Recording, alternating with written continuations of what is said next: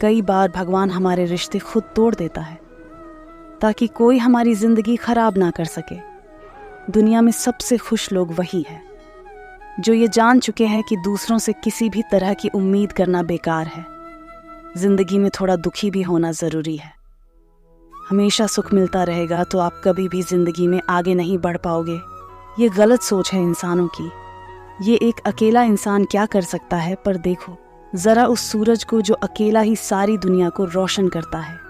भाग्यशाली वो नहीं होते जिन्हें सब कुछ अच्छा मिलता है, बल्कि भाग्यशाली तो वो होते हैं जिन्हें कुछ भी मिलता है उसे वो अच्छा बना लेते हैं। गीता में लिखा है, जब इंसान की ज़रूरतें बदल जाती हैं तब उसके बात करने का तरीका भी बदल जाता है। फ़ायदा सबसे गिरी हुई चीज़ है। लोग उठाते ही हारता वो है जो शिकायत बार बार करता है, और जीतता वो है जो कोशिशें 1000 बार करता है। जिस इंसान को हम बेहद प्यार करते हैं वही इंसान हमारा सबसे ज़्यादा फ़ायदा उठाता है, क्योंकि वो इंसान जानता है कि हमारी कमज़ोरी क्या है।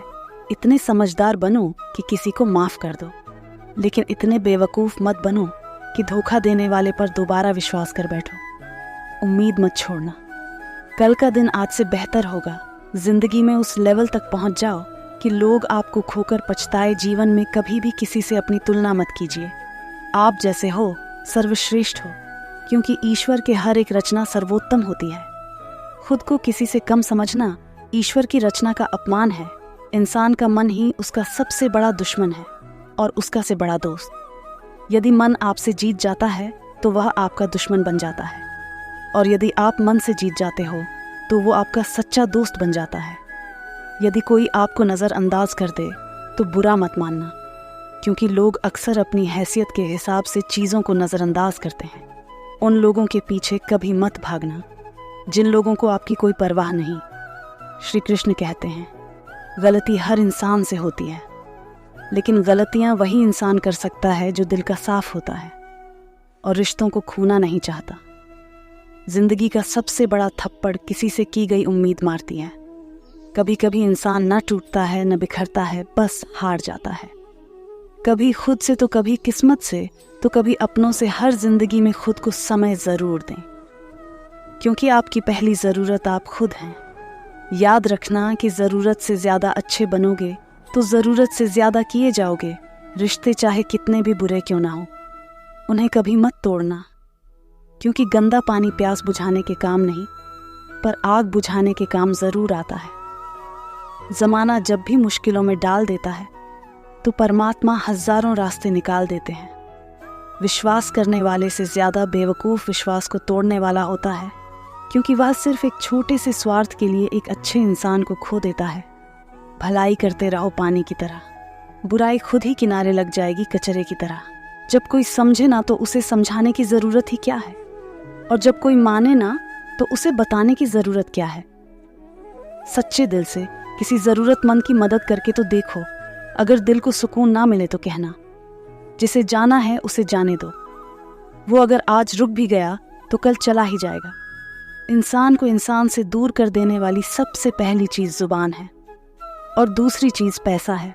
जिन्हें सपने देखना अच्छा लगता है उन्हें रात छोटी पड़ जाती है, और जिन्हें सपने पूरे करना अच्छा लगता है उन्हें दिन छोटा लगता है।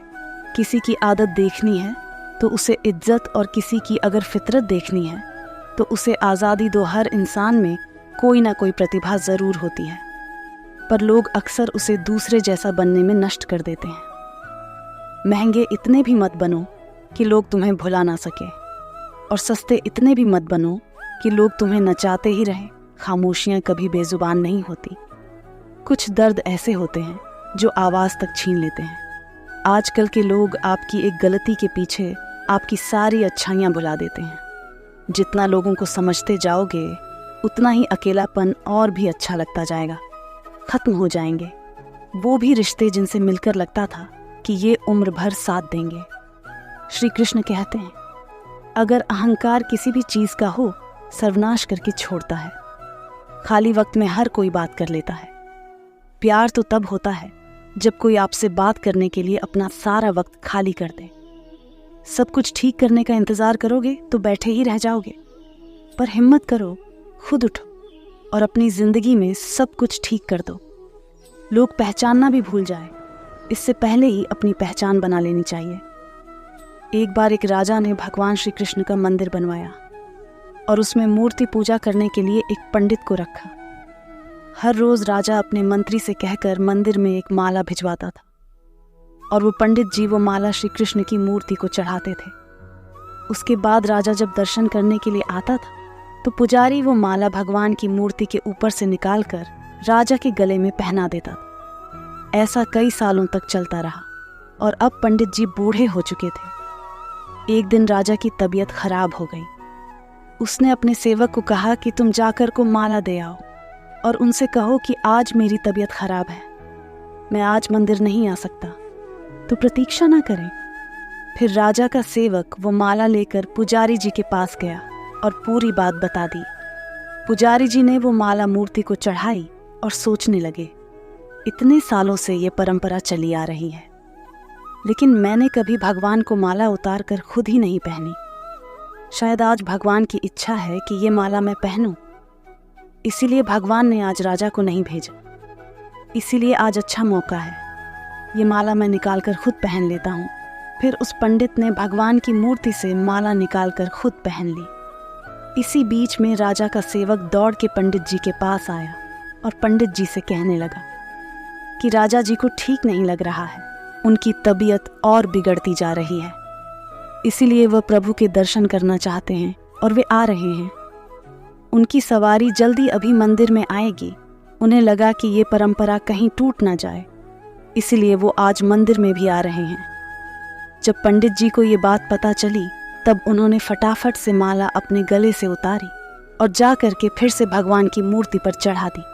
फिर कुछ देर बाद राजा जी वहाँ पर आए और राजा की तरह पंडित जी ने भगवान के ऊपर से माला निकाली और राजा जी को पहना दी।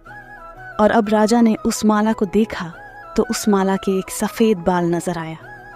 राजा ये समझ गया कि ये बाल पंडित का है। राजा ने पुजारी जी से पूछा, क्या ये माला आपने पहनी थी? इसमें सफ़ेद बाल कहाँ से आया? ये सुनकर पुजारी जी घबरा गए। उन्हें लगा कि अगर ये सत्य बोल दूं तो मुझे राजा दंड देंगे, इसलिए मैं पुजारी ने कहा, ये बाल तो श्री कृष्ण का है। राजा को ये बात सुनकर बहुत गुस्सा आया। उन्होंने कहा, तुम झूठ बोल रहे हो, भगवान के कब से सफ़ेद बाल होने लगे? राजन ने कहा, मैं फिर कल आऊँगा और श्रृंगार के समय देखूंगा कि उनके बाल सफ़ेद हैं या काले। अगर बाल काले निकले और सफ़ेद नहीं, आपको कल ही मृत्यु दंड दिया जाएगा, क्योंकि आपने मुझसे झूठ बोला है। राजा ये कहकर वहाँ से चला गया। इधर पुजारी भगवान के चरणों में गिरकर रोने लगा, हे प्रभु, मुझे माफ़ कर दीजिए, मैं लोक में आ गया था, मुझे लगा मुझे ये माला पहन लेनी चाहिए, मुझे बचा लीजिए, नहीं तो कल राजा मुझे मार देंगे। वो पुजारी पूरी रात भगवान के चरणों में गिरकर रोने लगा, विनती करने लगा, प्रभु मुझे बचा लीजिए। अगली सुबह राजा श्रृंगार के समय मंदिर में पहुंचा। राजा ने भगवान के ऊपर से मुकुट निकाला और उनके बाल देखे तो राजा चौंक गए, क्योंकि भगवान की मूर्ति के ऊपर सफ़ेद बाल थे। राजा ने सोचा कि ये पुजारी की कोई चाल है, इसने मौत की सज़ा से बचने के लिए भगवान के बाल सफ़ेद कर दिए। राजा ये बाल असली है या नकली, इसकी जांच करने के लिए बाल तोड़ने लगा। जैसे ही राजा ने कुछ बाल तोड़े तो मूर्ति में से खून की धारा बहने लगे। राजा भगवान के चरणों में गिर गए, क्षमा मांगने लगे और रोने लगे, मुझे माफ़ कर दीजिए। तभी मूर्ति में से आवाज़ आई, राजा तूने मुझे सिर्फ मूर्ति माना, इसीलिए मैं तुम्हारे लिए सिर्फ एक मूर्ति हूँ। लेकिन पुजारी ने मूर्ति में साक्षात भगवान देखा, इसीलिए मुझे मेरे भक्त की रक्षा करने के लिए मेरे बाल सफ़ेद करने पड़े और खून की धारा बहानी पड़ी, ताकि मैं तुम्हें समझा पाऊँ कि जहाँ भाव है वहाँ भगवान है। अगर आप वाकई में भगवान का स्मरण करते हैं, उन्हें देखना चाहते हैं, तो आपके अंदर सिर्फ भाव होना चाहिए। ये एक छोटी सी कहानी शिक्षा देती है कि भगवान के आशीर्वाद के सिवा कुछ भी असंभव नहीं। अगर आप सच्चे दिल से भगवान को पुकारते हैं तो भगवान आपकी मदद के लिए ज़रूर आते हैं।